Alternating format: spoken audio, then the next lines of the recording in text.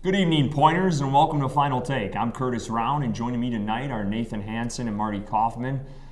Well, Nate, how was your Thanksgiving? It was good. I got to watch some football. I got to see my family again. I got to eat some good food.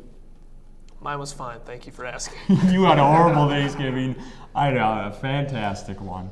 Well, tonight we will cover the latest in Pointers athletics, along with college football and basketball and Week 12 in the NFL.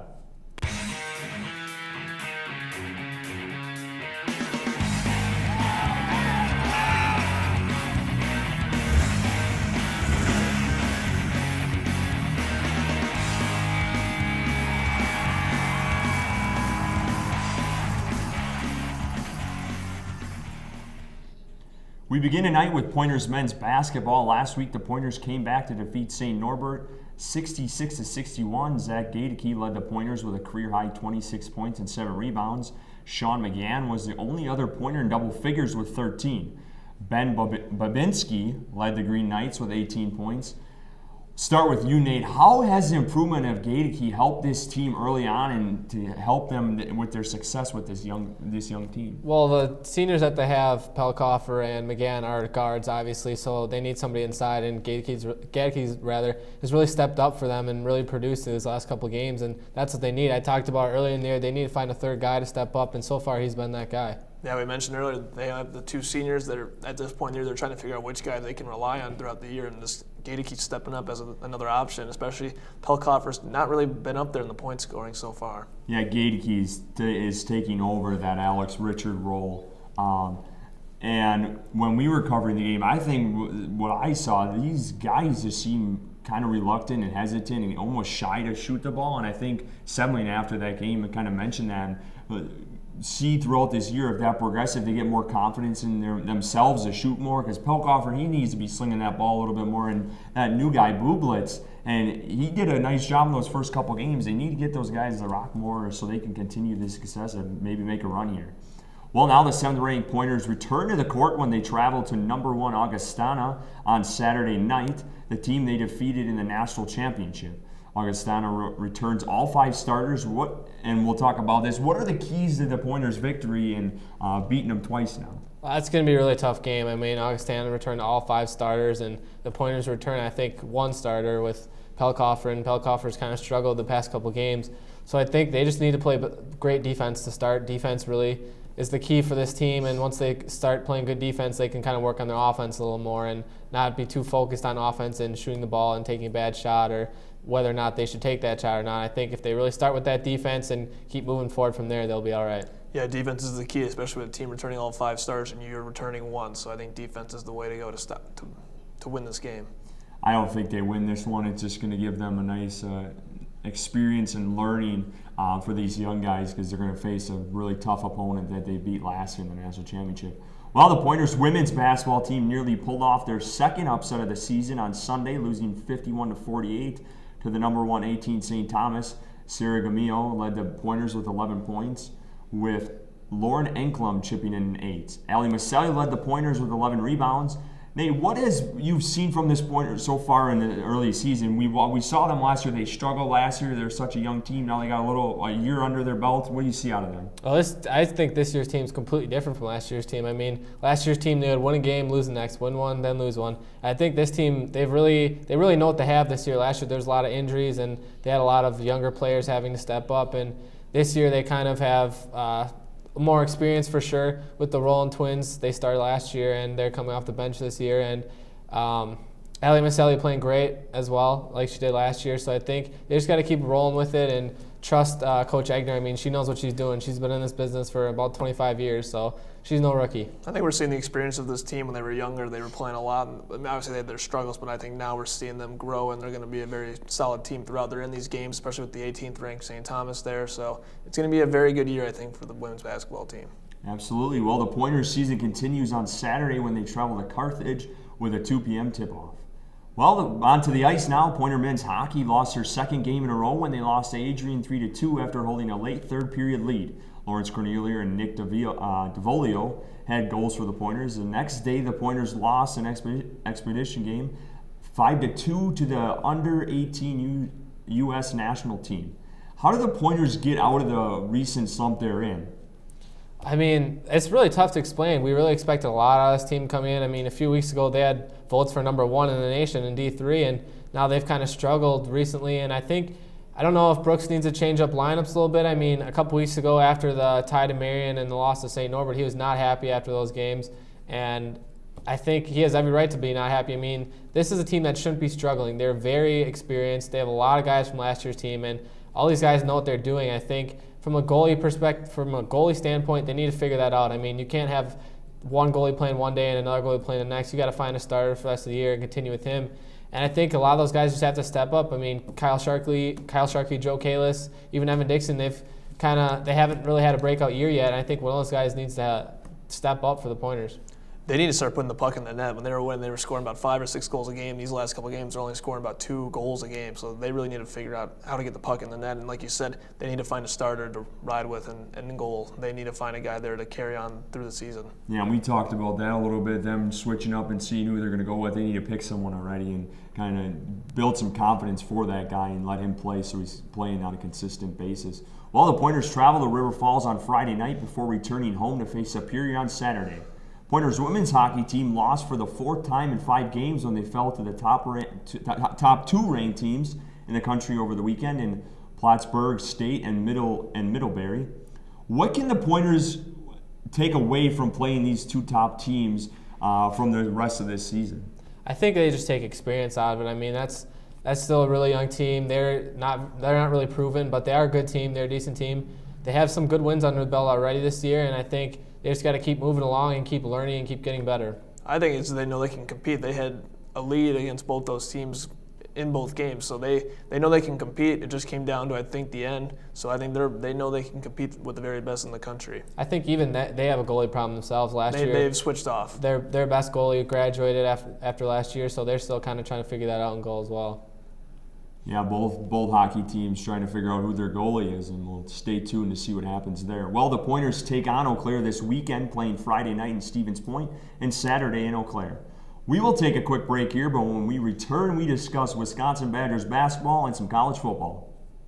Be a part of something super Greek at UWSP. There are 9 chapters and colonies on campus: Phi Sigma Phi, Gamma Phi Delta, Theta Xi, Sigma Delta Rho, Sigma Tau Gamma, Delta Phi Epsilon, Tau Kappa Epsilon, Phi Mu Alpha Sinfonia, and Phi Omega.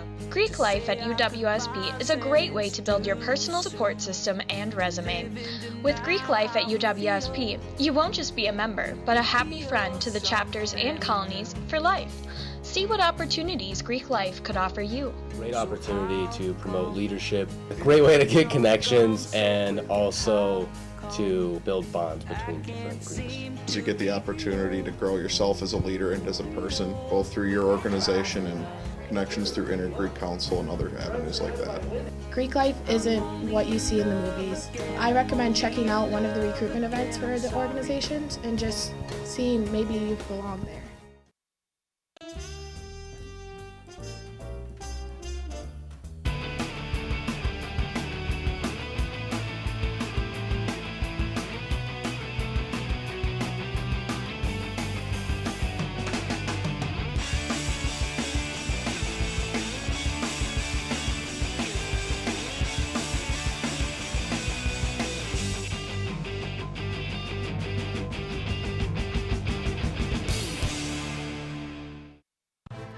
Don't have a television? Don't worry. SPTV is available on demand at uwsp.edu/SPTV. Find your favorite shows on our website, plus links to all of our YouTube content. Stay up to date with SPTV news that includes information about campus and community happenings. And don't forget to like us on Facebook. We're SPTV-UWSP Television. SPTV. Let's make media together. Welcome back. The Wisconsin Badgers basketball team early struggles continue when they lost at number 7 Oklahoma 65-48. The Badgers were led by Nigel Hayes with 20 points and 11 rebounds. For the game, the Badgers shot just 24%, including only 21% beyond the arc. Nate, what do the Badgers need to do to improve on this early season woes? You know, I couldn't tell you right now. They don't really have a solution. I mean, all they really have is Nigel Hayes and Bronson Koenig and Zach Showalter, who's really just athletic out there. He's doesn't have a real polished game at all. And I think this is a completely different team than we've seen from Badger teams in the past. Those past Badger teams, they defended very well. Like last year, they had Josh Gosser, who was a great defender, my favorite Badger personally. And they had guys that could shoot the three ball, like Gosser and Koenig and even Trayvon Jackson to a point, and Frank Kaminsky. And this year, they have none of those guys. I mean, they lost all their experience, and I don't know how to help them out. I mean, they can't play good on the defensive end. They've obviously not played well on the offensive end, and I'm not really sure how to help them out besides just getting more experience and playing because all those guys are young. You know, we're in trouble when you're mentioning Trayvon Jackson on air. If you're giving me a shot at Trayvon Jackson, I'm going to take it. Trayvon Jackson's not a miss on this Badger team at all. They absolutely miss Trayvon Jackson. All right, let's get to the woes, though, right now. Well, the woes right there. It's right there. They shot like, 24%? You got to hit your shots. I mean, they got to find guys to – they got to find an offense. They relied a lot on Frank Kaminsky last year. I mean, when he wasn't in the game, I believe, against Rutgers, wasn't in, they lost. He was in big part of their team, and now teams have to key on Nigel Hayes and Bronson Koenig, and you're pretty much shutting down the Badgers. So they got to find other guys to score. Well, they're going to hit the court on Wednesday night when they travel to Syracuse as part of the Big Ten ACC Challenge. Wisconsin Badgers football team finished up the regular season 9-3 after defeating Minnesota 31-21 to keep the Paul Bunyan's axe for the 12th consecutive season. Dare Ugonbowale ran for 150 yards and a touchdown, and Taiwan Dio added 90 yards and 2 touchdowns. The Badgers battled injuries, a young offensive line, and no Chloe Clement all season. What is your takeaway from the year? I think their defense, like we've seen in the past, was great. Dave Aranda did a heck of a job with those guys. A lot of those guys were pretty young. That offense line struggled. I mean, they had new guys in there every week, it seemed like. In the running back position, which has been really their only established offensive position for the last couple of years, was up in the air as to who was going to start every game. So that was a big problem. I think Paul Chris did a great job of what he had to work with. I mean, he's still working with Joel Stave, so that's a project in itself right there. It'll be interesting when he's gone next year to see how they do. But I think the takeaway from this year was that Dave Aranda might get a head coaching job somewhere else, and if he leaves, the Badgers might be in trouble. My takeaway is that they were pretty much 2 plays away from being the Big Ten championship game and possibly a college playoff spot, with Joel Stave tripping at the goal line against Iowa, not be able to score a touchdown, and then the Northwestern game when either Alex Erickson's punt return not called for a touchdown or Jazz Peavy getting 5 feet or 4 feet and a knee in the end zone, and it's called no catch when the rule is only 1 foot. So this team underachieved, I think, this year when they could have made a run at another Big Ten championship. I don't know about that, though. I mean, they played Alabama, and Alabama was a great team, and it showed. The Badgers didn't play very well in that game. But that'd be their one loss. I don't know, but those wins in the Big Ten. It's their one loss. Those wins in the Big Ten are not convincing. Michigan State, I believe. Michigan State has 1 loss, right, or 2? 2. 1, I believe. 1, but nonetheless, Wisconsin had 1 loss as well. Wisconsin also didn't play Michigan, Michigan State, or Ohio State, the 3 best teams. Who's Iowa played? That's a whole other point. They're undefeated. That's a whole other point. But if Wisconsin underachieved, I think Wisconsin, had they won those 2 games, could possibly be in line in the top 10 for a Big Ten, for a playoff spot. I think it's a bit of a stretch. They underachieved this year, no lie. Well, the Badgers will now wait to find out where they will head for their bowl game, which many predict will be the Holiday Bowl in San Diego on December 30th against Pac-12 team. With college football regular season coming to a close this weekend is a championship weekend as conferences hold their championship games. We also know who is in the college football playoff on Sunday. Nate, we'll start with you. Who is in your top 4? I got to go with number 1 being Clemson, number 2 being Alabama. Number 3, I think you could put in. I'll slip my mind right now. Number 4 is definitely the winner of the Big Ten championship game. Number 3 is Oklahoma. Sorry.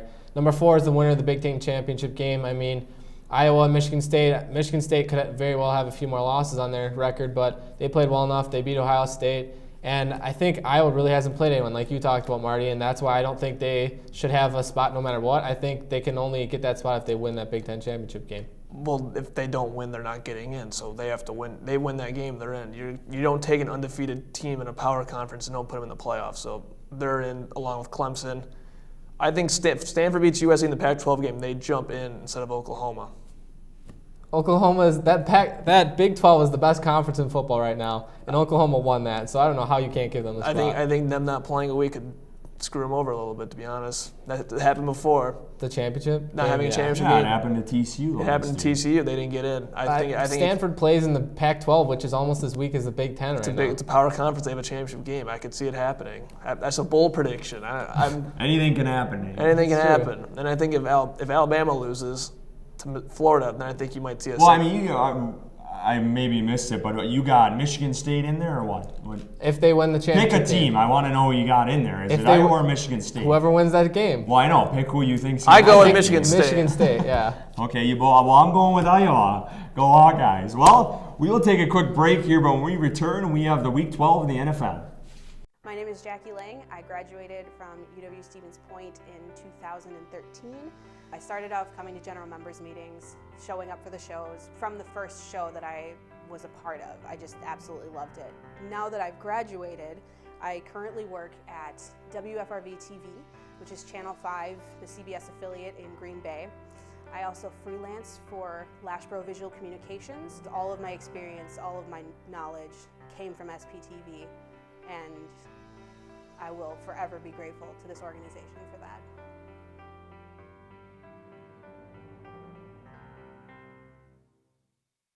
Busy student life? No problem. You can catch Final Take on the go in HD by following us on our website.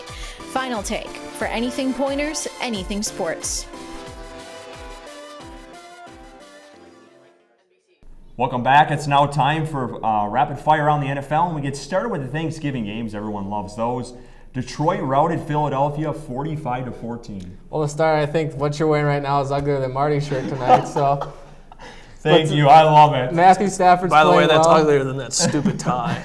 Matthew Stafford's playing well finally for Detroit. Their defense is playing a little better, and they're not a gimme game like we've seen in the first half of the season. I think they're a decent team right now, and look out for them.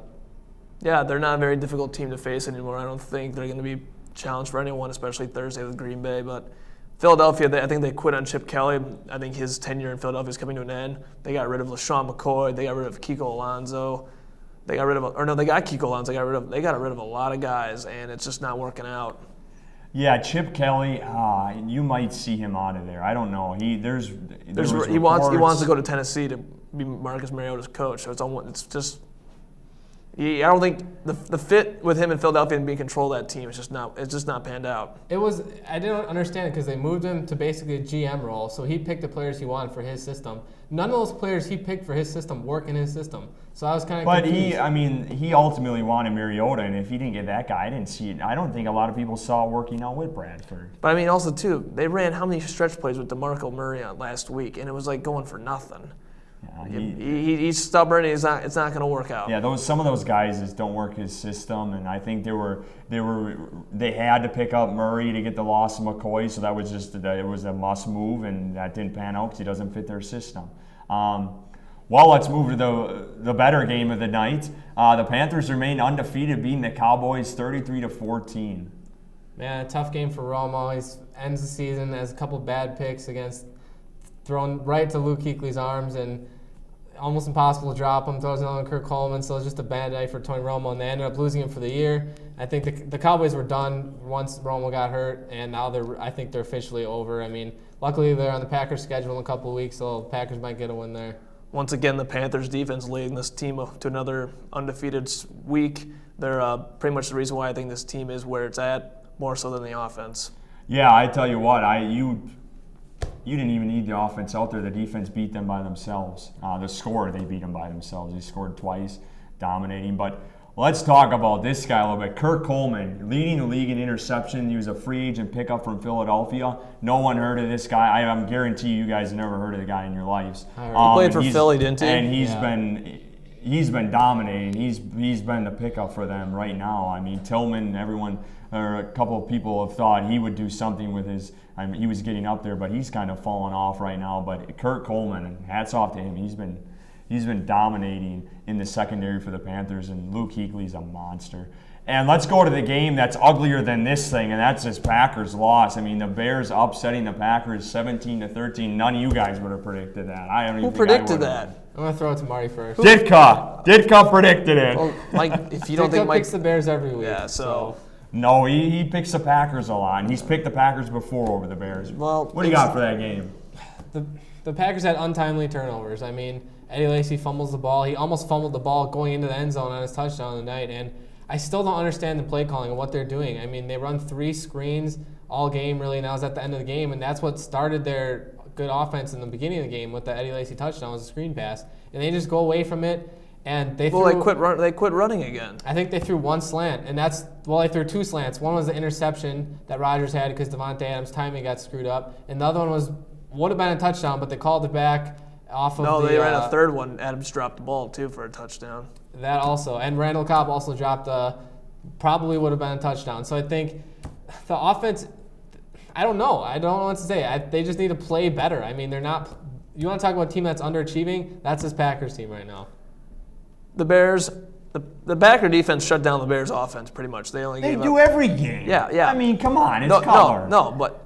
And actually, I think the Packers, what they didn't do, and I might be wrong in this, did Cutler throw a pick at all? No. Because I think they struggle with that, because when Cutler is throwing an interception in any Packer game, he loses. Well, Quentin Rollins dropped one too, but the thing with the Packers was the defense did its job. They kept the Bears pretty much just chewing up yards and not really scoring points. The offense got in its way again. I mean, I hate to be a broken record, but the 2 losses at home, the Packers lost that themselves with the offense. They quit running the ball when they're averaging 6 yards a carry with Eddie Lacy. You're down by 4. They're not running. They're just passing. You don't give the Bears defense credit at all in the Packers' sluggish offense? You don't give them No, credit? because I think the main thing is the conditions. The Bears defense has been playing outstanding the last 2 weeks. The conditions made everything almost even. I mean, both teams are playing in the rain. That takes away any advantage, really, that the Packers have kind of playing at home. Think about it, too. You had the one drive where it was a key holding call, and the holding call was called. Next play, fumbled snap, they're out of field goal range. There's points right there. It'd be 17-16 with that last drive. You get a field goal. Davante Adams has to catch the ball. You have 2 catches for 14 yards off 11 targets.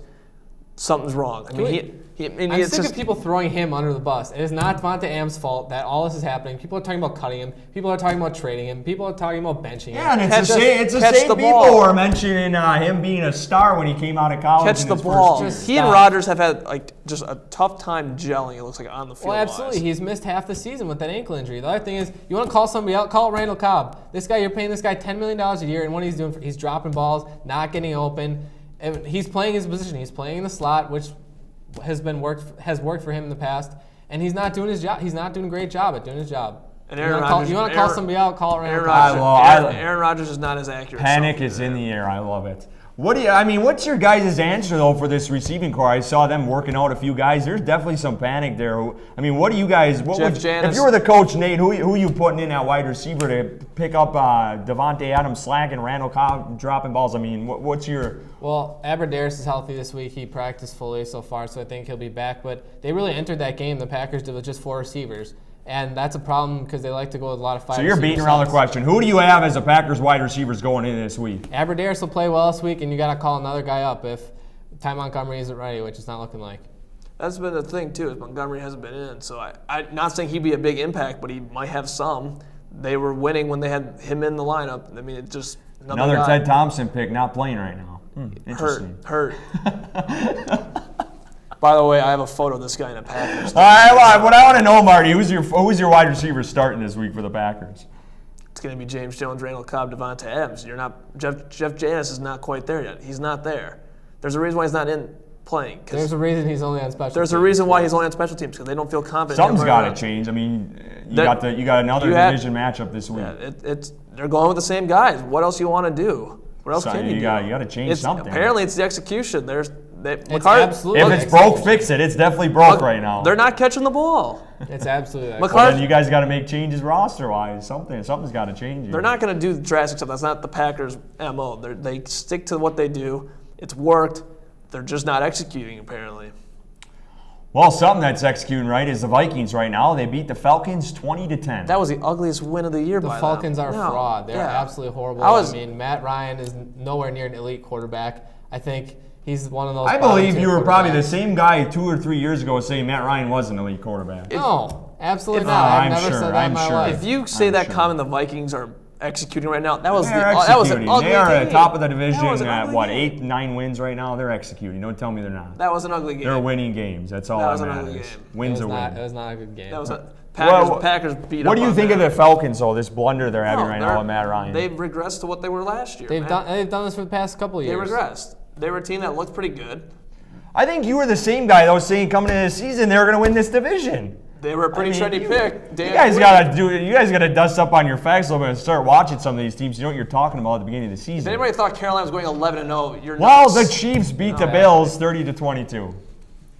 The Chiefs beat the Bills 30-22. Not much to say about that game. Actually, the Chiefs are playing well though. Chiefs are playing well though. If they're in that wild card spot, and I think if they win a few more games, they might steal that wild card Chiefs spot. are in the wild card right now.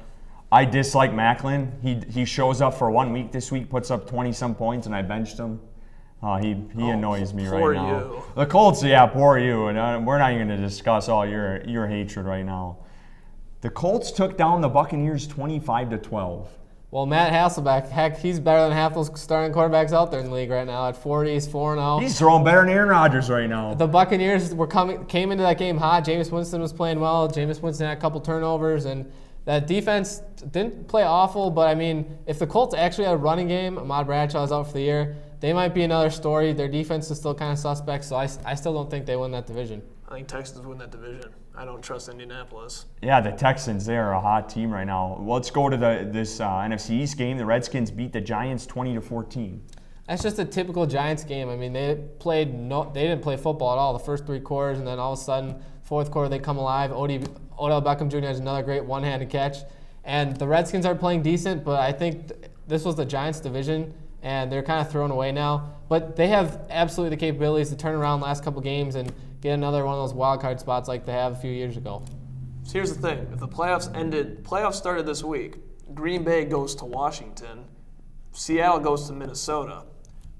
I think the Packers are in a better spot at this point if they would have to go to Washington than host Seattle. I think for anybody, if you're that 5 seed, if you don't win your division, you want that 5 seed, you're facing the NFC East. You have a chance on the road to probably go to the divisional round and go face a Carolina or an Arizona, which they really don't have a home field advantage we've ever seen with other teams like Packers and Seattle in years past. You know, and I've been thinking about this last few weeks watching those Packer games and the Viking games. I think their best bet is to win the wild card and not win the division because, Seattle's like you said, out. it's that facing the NFC East team. There's all these teams that are so inconsistent. You don't know what you're going to get out of these teams, and you can't trust Kirk Cousins every week. I mean, you don't know what you're going to get out of him. In both conferences, there's a huge drop off after about 3 or 4 teams. There's a bunch of great teams, then there's just kind of everyone else is just kind of mediocre. I think right now you put Carolina and Arizona on the top of the NFC. Then you got Green Bay, Minnesota, Seattle in that group, and then below it's the rest of the conference. It's wiped out. Well, the Bengals dominated the Rams 31-7. Yeah, I mean, the Bengals are playing well again. Andy Dalton's turning around, although it is just against the Rams. So the Rams play – the weird thing about the Rams is they play well in their division. They play absolutely awful outside of their division, which is usually the opposite for most teams. Most teams play pretty bad in their conference and well outside. Rams are bad. Jeff Fisher, he's probably the most overrated coach, I think, in NFL history. This guy's had a coaching job for the last 20 years, and he's been to 1 Super Bowl, and he's been mediocre ever since. Yeah, he needs to be fired. The Rams suck. The Seahawks beat the Steelers 39-30. I'm not convinced that the Seahawks are going to make the playoffs still. Their defense is not the defense that we've seen the past couple of years. I mean, almost all their team is healthy right now, and they're still not doing it. I mean, Sherman's getting beat almost every week by Antonio Brown. He did have a few picks because Ben Roethlisberger had a few bad tosses, but Roethlisberger looks like he might be out next week to that concussion, and I think Pittsburgh is another kind of mediocre team that might steal that division. Well, steal a wild card spot because Bengals probably have that division. That was a big win for Seattle. I think that was a loss. That was a game that everyone in the NFC wanted Seattle to lose to keep them out. If they get in the playoffs, look out. That team's scary, especially at the level they can play at their best. They're a scary team. Well, Marshawn Lynch ain't even playing. And let's just get to this one quick because this was a heck of a game. Broncos took down the Patriots, who were undefeated 30-24. Heck of a game from Brock Osweiler. I mean, he didn't have to do too much. He stayed with the game plan. They ran the ball well finally, and he didn't have any turnovers, which was key. Tell you what, he played good, but Tom Brady getting his team down the field in time for a kick with under a minute left to tie that game. Tom Brady's shown why he's probably the greatest quarterback of all time with the lack of weapons he's always had over his career. Well, for the number 1 team in the NFL right now, Carolina, we got a dab for them. Boom! Well, that's all we got time for today, ladies and gentlemen. And we thank everyone for tuning in with us. I'd like to thank Nathan Hansen and Marty, last show on air. for joining us with your insightful opinions on the debate desk. And a big thanks to our technical staff and all their hard work to make this possible. Be sure to check us out on Facebook at SPTV WSP Television or follow us on Twitter at SPTV_UWSP. Also visit the UWSP homepage to locate all your Pointers athletic information. And just remember, fellow Pointers, go Panthers, and anything Pointers, anything sports.